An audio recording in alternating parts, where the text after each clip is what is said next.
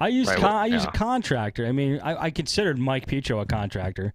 I was doing work in the shop, and he was on the road, or he had his own business where he did mobile. So I used him in those situations as well before I had my dad working with me, and it was a good relationship I struck up. And I think that it's like Leaf, had a relationship with the other guy fixing PS3s. It's good to have some guys like kind of like in your area, in your network that you could deal with. So Eric, I don't know if you would actually need one for what you're doing, but maybe for situations like this, it might be a good idea. Oh yeah, I mean, if I can find the right person, I'm not saying I'm against it at all. Yeah. Max, what do you think? I mean, if you've got someone in your area, unfortunately, I don't have anyone in my area, so when I'm out, I'm out. But that's kind of fortunate because you're the only one in your area, isn't it? Exactly. So they have to wait. They either get something or they get nothing. And the bad thing about that is I do catch myself a lot of times taking advantage of that, just putting stuff off, and end up hosing myself by just getting backlogged, or just people just saying screw it and going out and buying a new computer.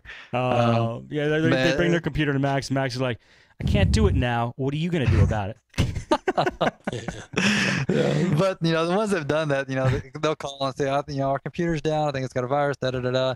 And then I'll a couple days later, I'll call back and try to say something like, well, we were in one of the Amarillo or Oklahoma City, and we bought a new computer. I was like, well, we can transfer those files over. Yeah, right. No. Oh, last ditch effort to get the call. Yeah. But yeah, it's a good bad thing. Yeah, I could see that. I think I would get a little lazy, or not lazy, but take advantage of it myself. And when you're in a moment of weakness, and you're like, I just don't feel like fixing this guy's computer. I'm gonna call him tomorrow. What's he gonna do? Buy a new one? Yes, he's gonna buy a new one. Matter of fact, bought two. That's cool. All right, let's bring it back to Eric. Do you have anything else, Eric? Any topics? Other topics or tips or anything? I could talk about something that happened today. I had a gentleman come in today, and he said he's got a Windows 98 computer that is an elderly gentleman, a little older. He's got a Windows 98 computer that's freezing up all the time. Ouch. Yeah. I probably should have just stopped it right there. I didn't though. I let him keep talking, but that turns out he also has a Windows 7 computer and a Windows XP computer. But he really likes that 98 computer because his exact words was 98 is crisper and easier for him to see. I'm like, well, we can make XP or Windows 7 look big. It's like, no, all it does is the email for me, and I can read it better. Outlook Outlook Express looks better on it. Like, man, it must be like, I don't know. Does Internet Explorer 6 run on 98 even? I don't even know. I don't even remember what I'm dealing with here. So anyway, he's like, well, do you sell computers? I'm like, yeah, I could, I could come up with something for you. He's like, I want a 98 computer, a Windows 98. Do you sell that? Goodness. I'm like, no, there's no way for me to get you 98. He's like, well, can you do an XP one? I guess. Yeah, because I'm gonna need something while you're fixing my 98 computer. He wanted to buy a computer while you were fixing his 98 computer? Yeah, so I'm selling him a used one. Actually, I'm just doing the reinstall now. $125 for this used XP computer. Nice. Yeah, and then I'm gonna look at his 98 computer, but man, I don't know. I guess I'm. Well, I think Eric, my comment with that is if he does email, does he do internet browsing on it? I mean, does he? I would be concerned with his security. Maybe you need to tell him, 98 is not the safest thing out there, and I don't know. I mean, I know I understand probably the bigger, for the older guys, or older, age where the screen's bigger and not so thing. I mean, maybe it does look better for him, but I don't know. That's a tough situation. I mean, there was some comments before where people were trying to figure out, well, what is the cutoff for what you service. It's tough to shut people down, but you're going to spend so much time trying to find anything for that. What's wrong with his Windows 98 computer? He said the only thing that works on it right now is email, but as soon as he puts his mouse on the start button, it locks up. So I don't know if I don't understand how its email still works when you can't even hit the start button. So I haven't Why don't you seen just it do yet. just do a reinstall? I mean, is it was it originally bought as a Windows 98 machine? I assume so. I don't know that yet. He wouldn't let me he wouldn't bring it in, and he doesn't want me to take it from him until he has this XP to replace it with. Why doesn't he just use his other XP and others Windows 7 machine? I didn't get an answer on that. He said he hates the Windows 7 because he doesn't like live mail, or the new mail, Yeah. live mail. Really? He doesn't like that? I mean, is he running these other computers at the proper resolution? Because they will be blurry if they're not. I mean, Yeah. I don't That's what understand. I was I don't gonna say on understand- that Okay, go XP machine, just set it at large font whenever you send it to him, and just kind of see what kind of feedback he gives you on that. Yeah, But that's a good point. That sounds like that's what he's really is focused on. Because I mean, I've had customers that they overlook everything, but just like this one feature that's really irrelevant to the whole actual problem that they're having, that most of the time is easily correctable just by doing that. Just set it at large font, and like Steve was going to say, the resolution, check that, put him on 600, 800, and call it good. Large font, magnify. Yeah, that's a good idea, Max. I didn't think about changing this one to be perfect for him when he gets it, because that's probably the Windows 98 computer. It probably doesn't do much more than 640 by 800 or something. Resolution. Yeah, and you can make XP look like 98, can't you? You can make classic Windows yeah, Classic. put it on classic. Yeah. There Good you go. points. There you go. There you go. Windows man, he's 98. gonna be- Windows 98. Right here you go. Served right up. And then I'll grab his 7 and I'll put it in XP mode and then do classic mode off of the XP mode for. Oh, Get Windows 8 and make it look like Windows 7, and then put no. I'm just kidding. Wow. Yeah, I wouldn't like working on his Windows 98 machine, but I would do it if that's what he wanted. I will give them what they want. Oh yeah. Let me tell you about the last one I had that was a 98 customer. I ended up having to stop working for him.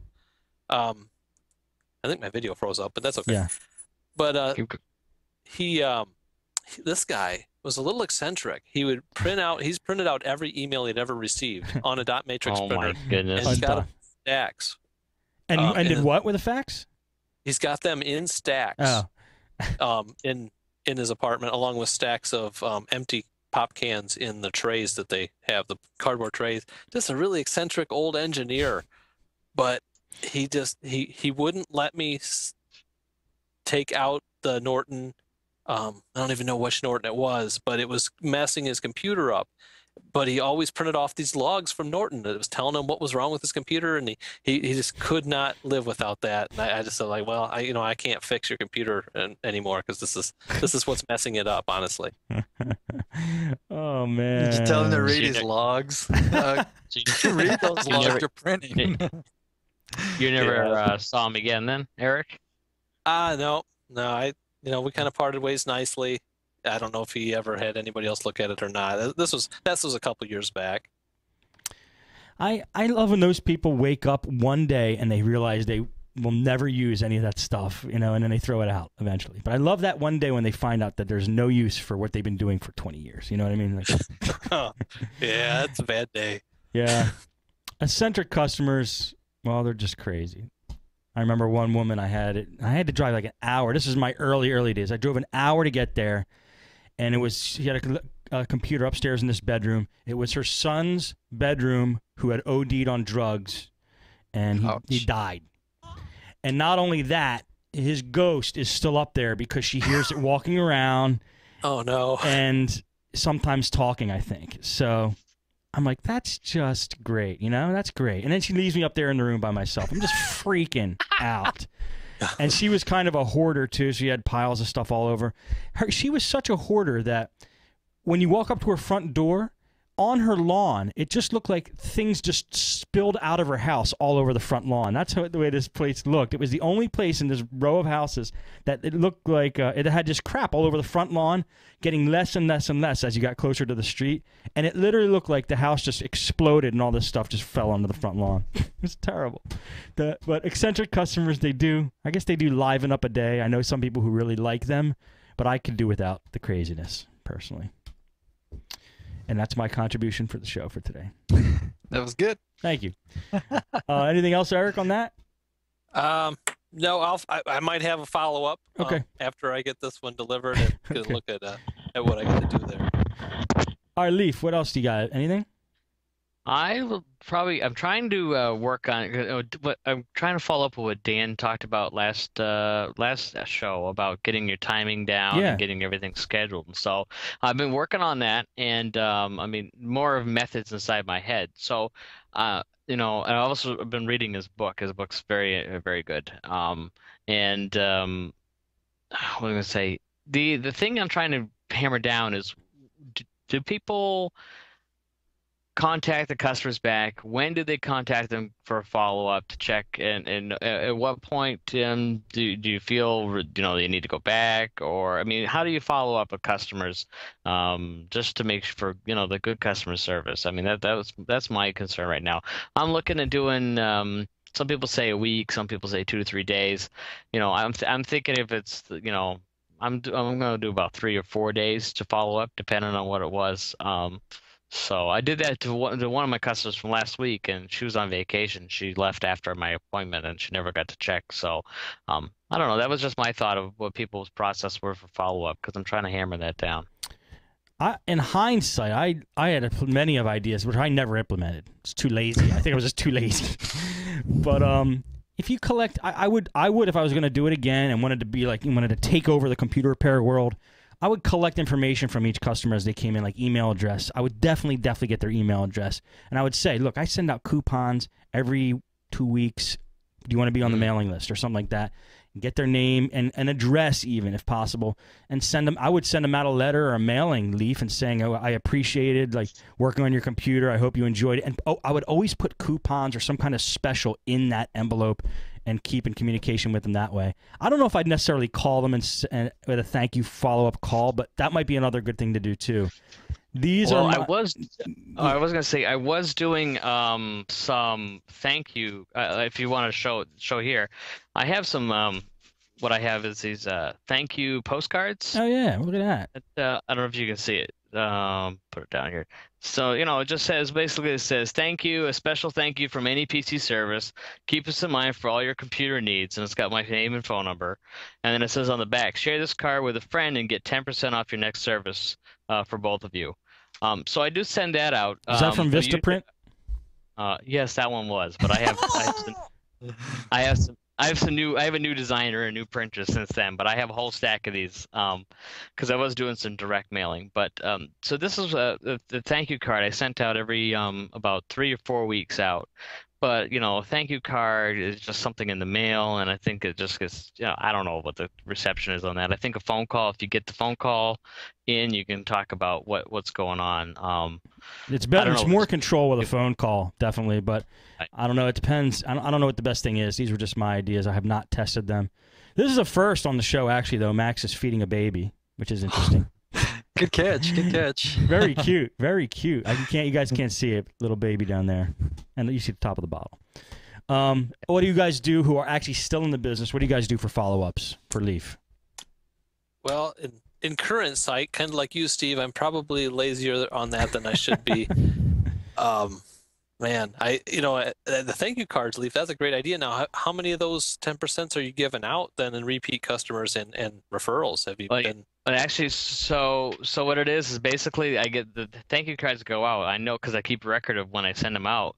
So I've had quite a few repeat customers. They've never shown me the card to cash in on it, but they've given my name out. So right. I think basically what it does is it keeps me in their mind. And when you get something like a thank you card or something in the mail, I mean, it does make some people feel happy. You got something. When you get, when you give gifts for birthdays and things like that, you get a thank you card. It means you're thinking about them.